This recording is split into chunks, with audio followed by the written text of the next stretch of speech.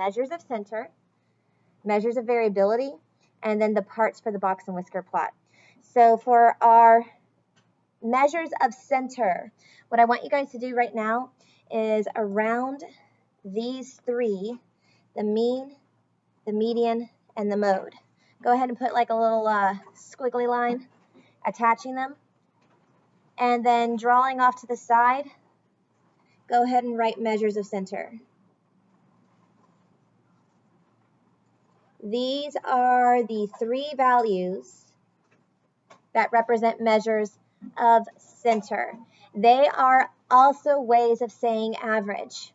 Okay, when we talk about average data, it's not just the mean, though technically we deem the term average as mean itself, but median is also an average term.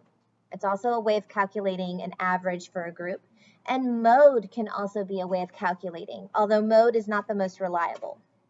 Okay, mean, when we're talking about average, is only best if you've got like symmetric data, if you don't have outliers.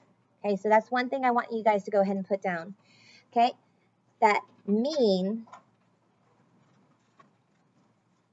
is the best representation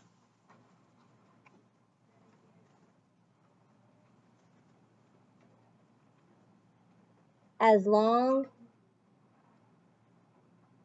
as there are no outliers.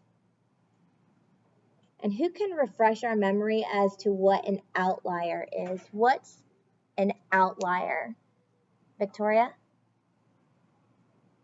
Veronica. I called you Victoria, but I went off of Barbieri. I've been talking to her too much. Veronica? Like, it's very, very different than the rest, right? It stands out far beyond the rest. So if we're talking about, oh, I've got, you know, a 22, a 28, a 31, a 37, and then I've got a 114. Well, 114 is very, very, very, very far beyond the rest of the data set. And it kind of skews that data to an unrealistic representation. Okay, so if you're trying to figure out the average price of a meal at a really nice 4-star restaurant, and they include a side salad as part of their meal, and a side salad might be, it might be $10 for a side salad, but all the rest of the meals are like in the 50s or 60s because you're talking about this really nice steakhouse. That $10 salad is going to bring the average price down. Okay. People tend to do that a lot, where they're letting you know, hey, the average home can be sold for yada, yada, yada, but they're also including homes that are maybe just little townhomes, or maybe they're including, you know, condos that aren't as big as these standalone homes, you know, so it brings prices down. Okay, so mean is only a good representation if you don't have outliers present that are going to be pulling the data to the left or to the right. Okay, now the way that we calculate the mean is a 3-step process. We add, we count, we divide. That's what you're doing. You're going to add, count, and divide. You add all the numbers in the data set together, you count how many numbers there are in that data set, and you divide that sum by the total count. Okay, now median. Median is the value that is in the center of your data set. So you're ordering it from least to greatest. It has to be placed in order, and that's the biggest mistake people make, is that they look at the data set and they just count where the center is without putting the numbers in order from least to greatest. So please be mindful of those mistakes that people tend to make. With the median, what's important to know is that if you've got if there are 2 centers, so if you have an even number of data, so if you have 10 data values, that means you're going to have 2 centers. You're not going to have a dead center. You're going to have 2 centered numbers. So if there happens to be 2 centers, you're going to add, and then divide by 2. So essentially, you're finding the mean of those two center numbers. Now, something that's really important for here, median is best if there are outliers. If you do happen to have outliers in your data set, your median is going to be the best representation.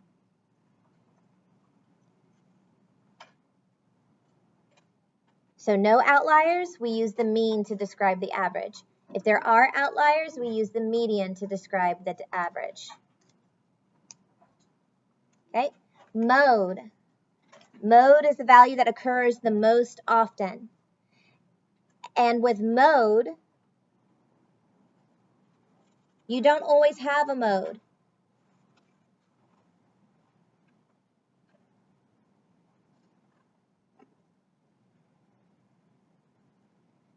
Sometimes you might have more than one mode.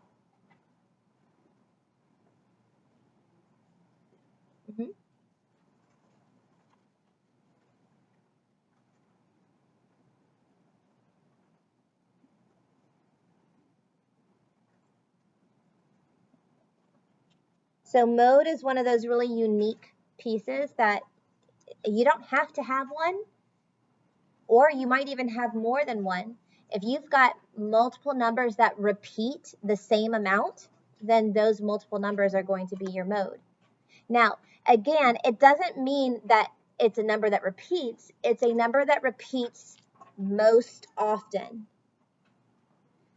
So you can have several numbers that repeat, but if there's a number that repeats the most, that's the one that's the mode. If you've got two numbers that repeat the same amount, and those are the most, then those two numbers would be your mode. If you don't have any numbers that repeat, or if all of the data repeats the exact same amount, then you don't have a mode. Okay? Mode is a value that has, you have more of that than any of the other numbers in the data set. Okay? So every data set has a mean, every data set has a median, not every data set has a mode. Mode is one of those that you can or you don't. Okay? Now, just like I said before, that mean, median, and mode are measures of center. Let's put a little bar around here. Range and interquartile range. I'm going to turn it for a second. These are called measures of variability.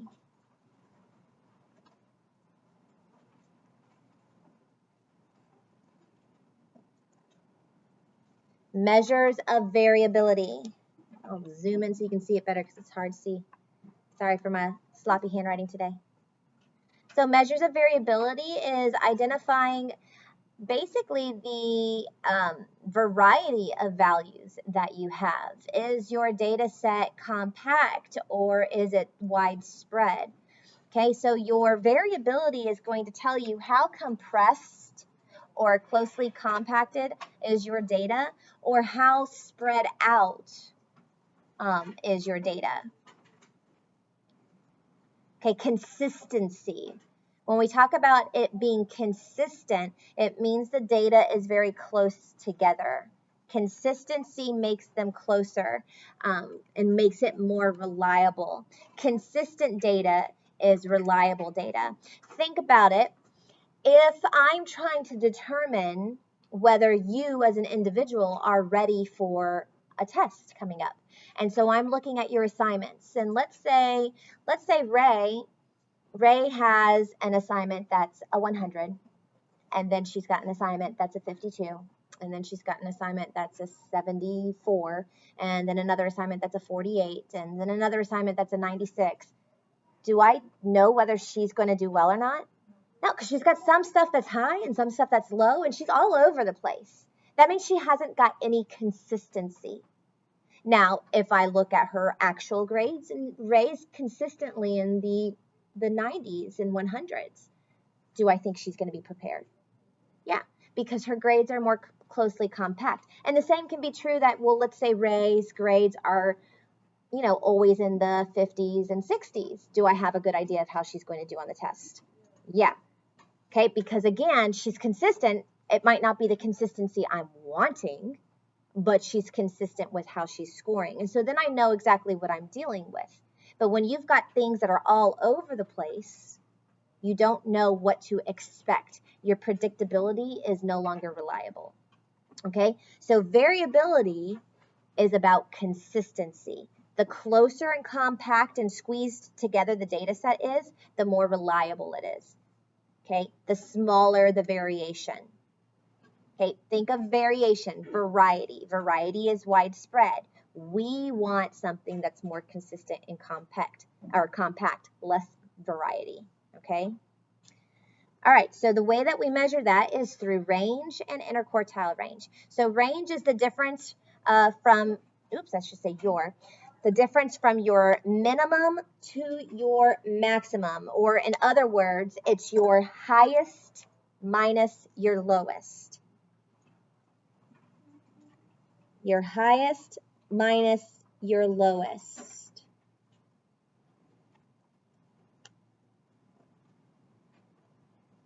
Okay, and then interquartile range. Interquartile range, and we also know this is IQR because it's faster to write instead of having to constantly write interquartile range. But interquartile range is the third quartile, which is your upper quartile, minus your first quartile or your lower quartile. And basically, it's the length of the box.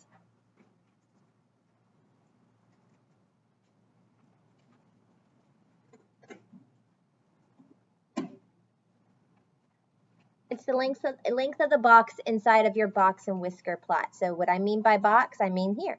At the very bottom, we've got those box and whisker plot, just an idea of a box and whisker plot plotted here. So the interquartile range is going to be the representation of your box measurement. And your box measurement is that center 50% of your data. So the way that you find your third quartile or your upper is you split your entire data set in half and you find the median of your upper half. That's your third quartile. So basically these quartiles are all medians. They're just medians of parts. So your first quartile is the median of your lower half of your data set. Your second quartile is the median of the entire data set. And then your third quartile is the median of the upper half of your data set, the upper 50%. Okay, so that's why we have them split into first, second is what we call median, and then third. Now, quartiles, that's, even though we only have 3 quartiles, it splits the data up into quarters. You've got your lower quarter, or your first quarter, second quarter, third quarter, and fourth quarter. So they're all representing 25%. So let me go ahead and label what we have here. There are only a couple of values that we know from the data set. So if you're looking at a box and whisker plot, you cannot tell me what the mean is. We have no idea what the mean is unless your box and whisker plot is symmetric. What do I mean by symmetric? Ray?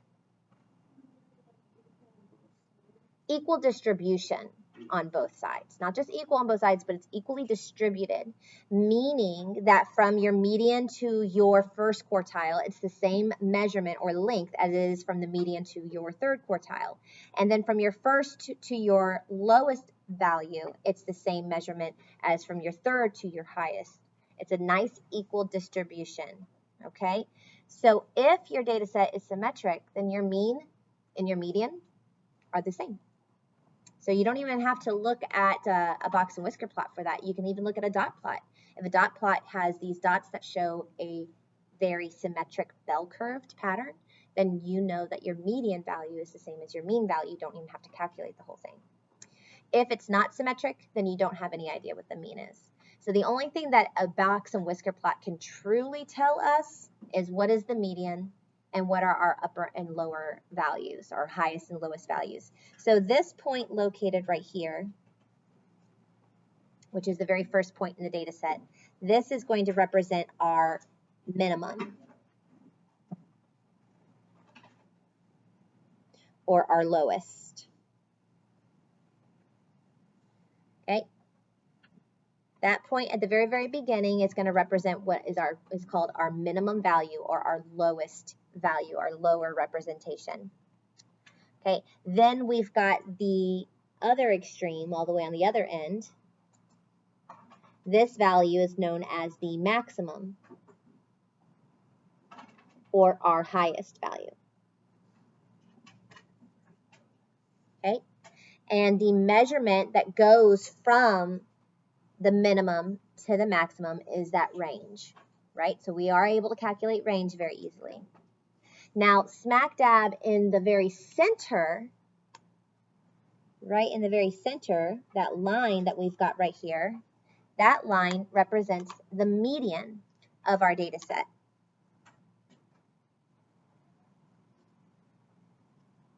This represents the median of the actual data set. Okay, and then we've got what we call the interquartile range, which is the measurement that starts at our first quartile and ends at the third quartile, and it creates that measurement of a box. So the length of that box is called the interquartile range. That's your IQR. And then, of course, this measurement right here, like I said before, that is your first quartile, also known as your lower. And then this measurement at the end of the box, that is your third quartile, also known as your upper quartile.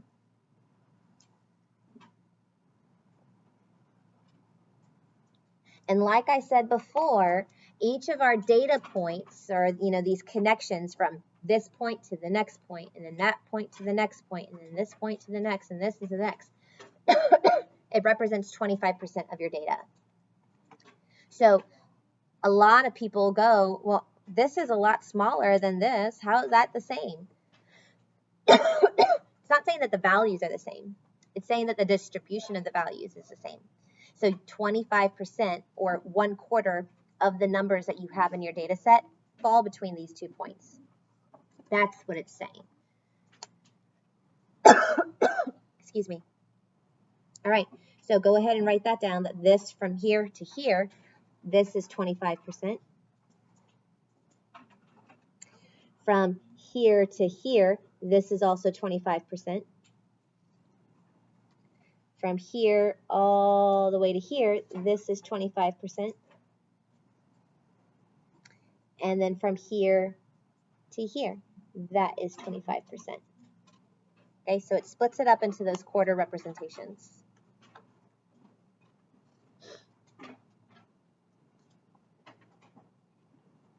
And that's basically it. That's our little miniature lesson. Are there any questions about what we talked about?